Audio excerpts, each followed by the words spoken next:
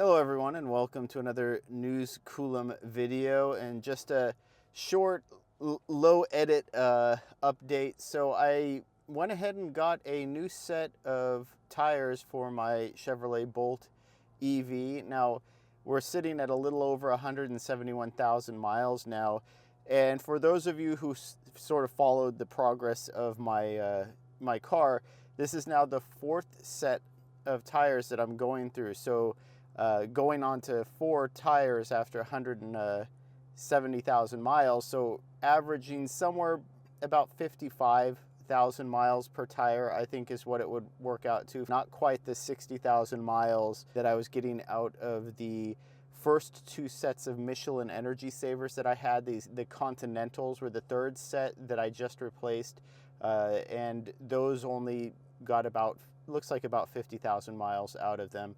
A little short of that 180,000 mile mark. The tires that I replaced them with are the Michelins, again, the Energy Savers, and this is actually the same tire that I got the second set of tires. So the original Chevrolet Bolt EV tires came with Michelin Energy Saver, but they're the ones with the sort of inside goo foam to prevent like flats and things like that. I've never liked that. It added weight to the tire. It's maybe effective, maybe not. Could impact your ability to repair the tires. And so I went with the version without the self-sealing for the second set, and I was perfectly happy with them. They were slightly lighter than the stock tires, same grip, same tread pattern, everything else. So they were fine. I went with the Continentals for this third set of tires though, because I wanted something a little bit thicker, a little bit grippier. And they did okay for a while, but their outside diameter was a little bit smaller. What I was registering was about 1% lower than the stock tires, so you had this sort of false distance that you were traveling, and they were less efficient than the Energy Savers, probably by about 5% to 10%, depending. Based on the numbers that I have, after everything sort of fell into place, they were probably about 5% less efficient, and that's overall driving. So as a tire alone, right, rolling resistance typically is only maybe 10% or so of your total overall energy usage. So, and it's a pretty linear flat based on weight of the vehicle, and you can have other impacts to rolling resistance, but generally it's low 2-digit impact in the overall percentage of your energy consumption.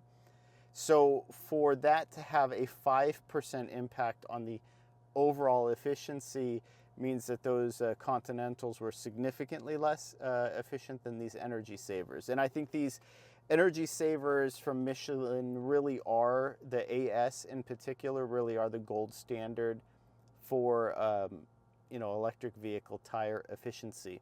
So anyway, I'm only stopping here long enough to give this little update. I'm here at a local EV Go. The first one didn't connect for some reason. Nixon is having some problems, as it shouldn't surprise anybody. But yeah, I just want to add a little bit of energy, because I basically just got off of a 150-mile drive and these tires showed up, so I came down to the tire shop and had them replaced right away. But the other issue with the Continentals, and the guy at the tire shop even mentioned it, he said, those tires we pulled off were pretty flimsy. And I'm wondering why he would say that about the tires being flimsy, the Continentals. And I don't know, because while they were grippier, that could just be a rubber compound, but they also were heavier, which I'm not sure exactly how that came about, but it sounds like they weren't any stronger in the sidewall, and I didn't notice that much of a performance increase with the Continentals. The road noise was a little bit lower. Like I said, there's a little bit better grip. But overall, I don't know that it was a huge benefit over the Michelin Energy Savers. And for those who say, oh, well, you also want sort of winter conditioned tires, I would say that if you live someplace with harsh enough winter conditions where the Michelin Energy Savers aren't good enough, you probably want dedicated winter tires anyway. Same if you're off-roading a lot, or off-roading, basically dirt roading, gravel roading.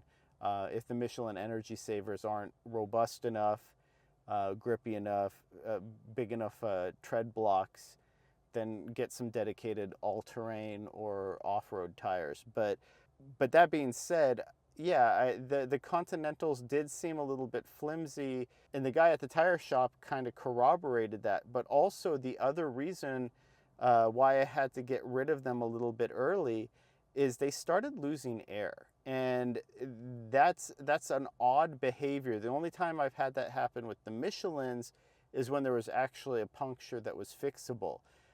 These Continentals kept losing air, and I had them checked. I checked them. I couldn't find any place where the air was leaking from, where they were losing air. And that was really frustrating because there's nothing to fix, but they were losing air anyway.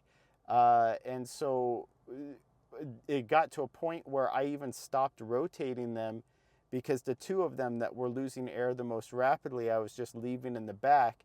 But the tread got to the point that I needed to rotate them anyway. And so I moved them to the front, and within a couple weeks of running them on the front, those tires were losing 5, 10, 15 PSI a night even, right? And one of them literally just, you woke up in the morning and it was flat. And so I just said, you know, I can't risk this. I'm back to driving enough more now that I need, you know, tires that I have confidence in. And we're coming up on 7 years in this Bolt EV. So I figured, why not kind of get it back to the state where it was when I, you know, kind of first got it and was first really sort of cutting my teeth with the Bolt EV. So look forward to a sort of end of year, 7-year update to my owner experience with this car. And with these Michelins, they'll just be breaking in at that point, maybe 15, 20, 25,000 miles on them. And yeah, I'll just do a full review of the car at that point and kind of check how these tires are doing. But for me, these tires are a known quantity.